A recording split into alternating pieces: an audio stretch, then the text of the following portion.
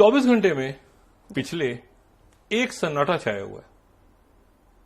एक जहाज नहीं निकला कमर्शियल आबनाए हुर्मुज़ से, और एक मुकम्मल खामोशी है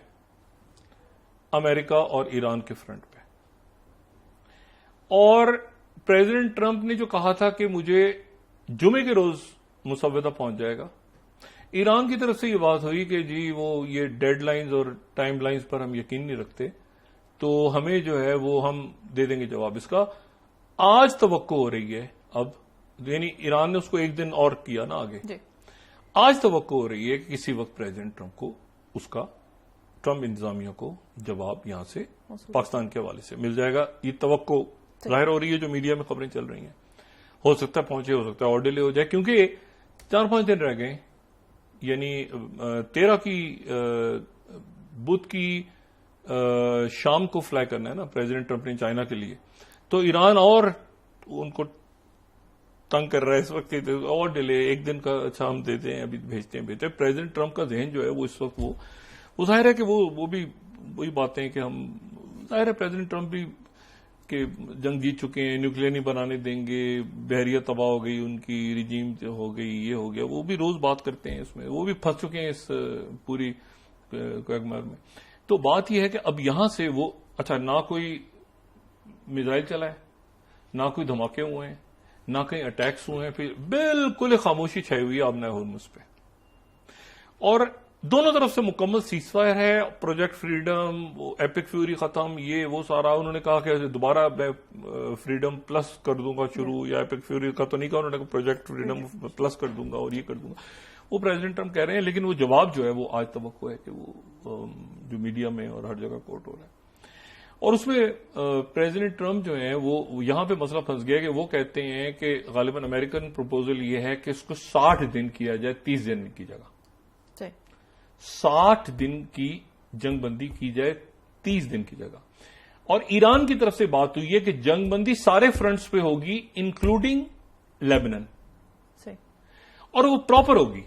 वो ऐसे ये नहीं होगी कि ये इस वक्त जो चीज चल रही है और शहादतें हो रही हैं लेबनान के अंदर, बैरूत के अंदर और जनूबी लेबनान को, और फौज बाहर निकलेगी और सीज फायर होगा और सारे फ्रंट पे होगा। पहले भी आपको याद है कि जब यहां पर इस्लामाबाद में मुज़ाकरात हो रहे थे तो लेबनान का इशू, वहां से उनके प्राइम मिनिस्टर ने पाकिस्तान से अपील की थी कि आप ये डालें, और प्रोहिबिटेड का लफ्ज यूज किया था प्रेसिडेंट ट्रंप ने। अब प्रेसिडेंट ट्रंप के लिए क्या ये इसको काबू में करना, ये देखें अब एक अजाब बन गया सबके लिए, नेतन्याहू और ये जो ज़ायनिस्ट है ना, फिर उनको एक तरफ वो मतलब दुनिया ने आगे जाना होता है ना, तो एक जो नहीं, अब कोई अभी भी उनसे जाके जपी मार रहा है अगर, तो फिर वो तो बिल्कुल ही, फिर वो तो ग्लोबल चेसबोर्ड से फारिग है। पहले तो मैंने आपसे कहा ना कि गांव का चौधरी, वो चौधरी को फेंटी बच्चा मार दे आके, तो उसके बाद वो चौधरी का तो मुंह काला हो जाता है दुनिया में भी और अपने इलाके में भी, जो पिछले साल हुआ या जो अभी ईरान ने किया। वो चौधरी तो फिर ठुस हो गया ना, वो तो फिर बेगुनाहों को आप कत्लेआम करते फिरें, और उसके बाद वो तो फिर आप किसी और खाते में आते हैं ना। तो अब जंग तो नहीं लड़ रहे, कत्लेआम कर रहे हैं ना मजलूमों का। जंग लड़ना है तो फिर मर्द के बच्चे हैं तो जंग लड़े, बाकी बम धमाके और बलोचिस्तान में ये वो तो फजूल बातें हैं। अब इश्यू ये है कि वो तो ये खामोशी है, और इसमें ये जो मैं कह रहा हूं ना, ये टर्निंग पॉइंट था ये पाकिस्तान का। अब पाकिस्तान बिल्कुल आप समझ लें कि वो पुराने ऑर्डर से, जो डिसऑर्डर के दरमियान पाकिस्तान निकला है, ये जैसे नेपोलियन वॉर्स छिड़ी तो उसमें प्रोएशिया जर्मनी बन गया, देखिए ना वो वाकयात होते हैं ना, ऑटोमन एम्पायर गिर गई, तुर्की इमर्ज हो गया, कमाल अतातुर्क, देखिए ब्राजील और ये मुल्क निकले दोनों जंगों के दरमियान, ऑस्ट्रेलिया, ये सब आप इमर्ज, पाकिस्तान, इंडिया, पहले ऑर्डर में इस तरह हुआ, कलीजी रियासतें आजाद हो रही हैं, ये हो रहा बन। अब ये डिसऑर्डर है, अब इस डिसऑर्डर में नक्शे बदलेंगे, सिस्टम्स, ट्रैवलिंग, तालीम कैसे देनी है, ठीक है ना, और इसमें जो है वो नॉन स्टेट सुपर पावर भी आ रही है, नॉन स्टेट सुपर पावर। अब मैं ये पता नहीं सही इस्तेमाल कर रहा हूं इस्तेलाह या नहीं कर रहा, एक नॉन स्टेट सुपर पावर भी हैं, और वो है technology. Non state super powers جو ہیں وہ ٹیکنالوجی ہے. جی ٹھیک ہے. اچھا artificial intelligence, not technology, artificial intelligence, a I, data, یہ سارا کچھ. اچھا تو اس دن اب آپ آ جائیں کہ یہ یہاں پہ رکا ہوا ہے معاملہ, اور اس دوران جو ہے وہ جو قطر کے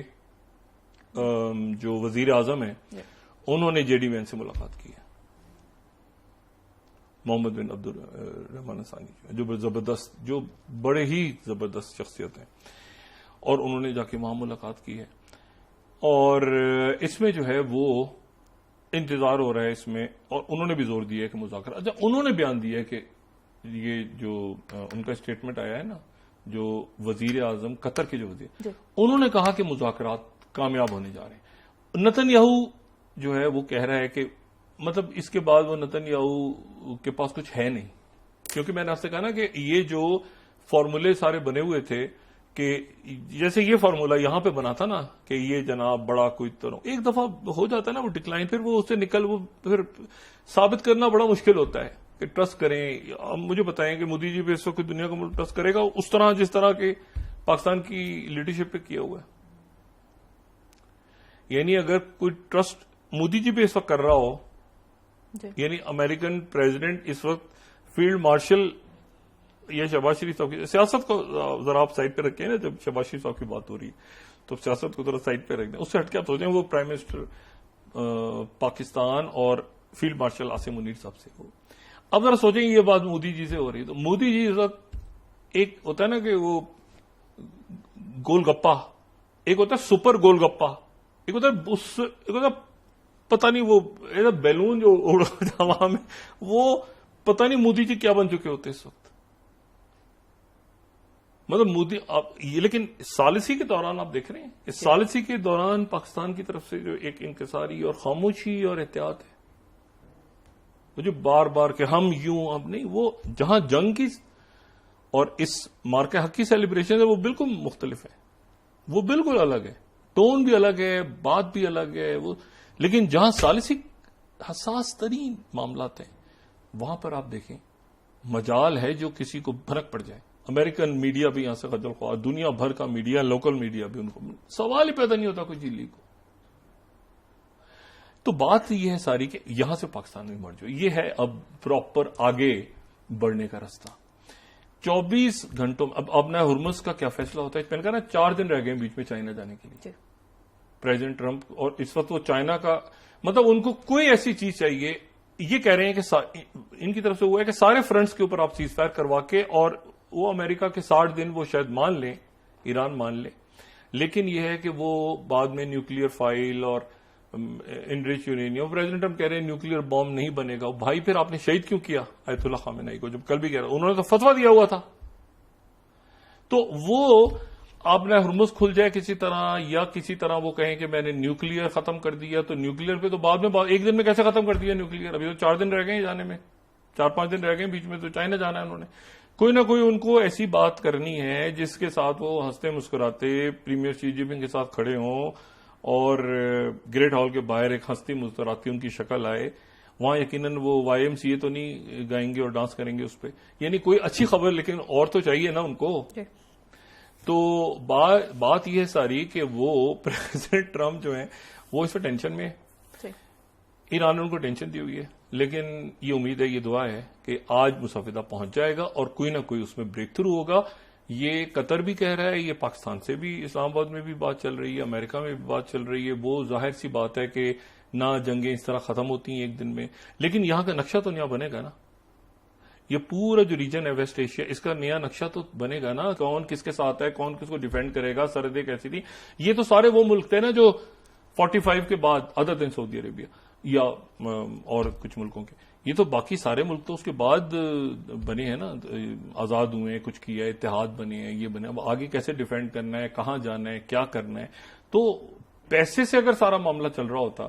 تو یہ تو بلینز اور ٹریلینز انہوں نے خرچ خود ملکوں نے کیے ہوئے اپنے اڈے بنا کے اور سارا. لیکن جب میں پہلے بھی کہتا ہوں کہ اپنی ڈیفینس کو بھی آؤٹ سورس نہیں کرنی چاہیے, تو انہوں نے تو ڈیفینس کانٹریکٹرز بھی رکھے ہوئے تھے دوسرے ملکوں کے اپنے آپ کو بچانے کے لیے. تو وقت آیا تو پھر قوم کو کھڑا ہونا چاہیے نا. تو پاکستان کی قوم کھڑی ہوئی اور پاکستان ہمیشہ زندہ باد.